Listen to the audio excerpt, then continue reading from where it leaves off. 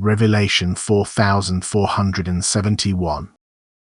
From the 28th of October 1948. Absolute truth.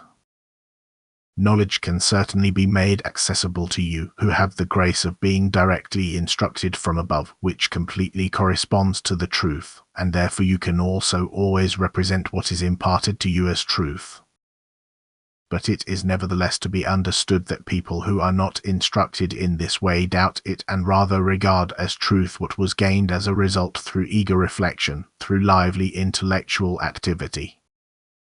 And since these results are mostly of quite different kinds and people cannot or do not want to close their minds to either the one or the other reasoning or execution, and are also never able to recognize what is right by virtue of their intellect, the assertion has been made, truth is relative. But here men are gravely mistaken. And with this assertion they also reject the originator of truth, the essence which exists from eternity in this concrete truth, which can never change, otherwise it would become untrue to itself. Truth is fundamental law. The way things are must be based on eternity, for truth is like the eternal order, the law which is eternally irrevocable because it emerged from God, the most perfect being which can never contradict itself. During his time on earth the human being is indeed free to deviate from the truth by virtue of his free will to overturn the law of eternal order, but it will always have a detrimental effect on the human being himself because it is contrary to law, because it does not correspond to the truth which is conveyed to people by God himself. There is one truth, and this is with God.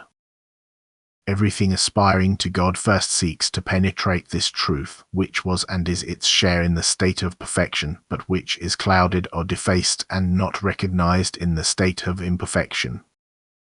Perfection and truth are not two concepts, but one results from the other. Therefore, where different views are still regarded as truth, the degree of maturity of people is also different, which determines the ability to judge and the bright realization of the divine, which includes pure truth.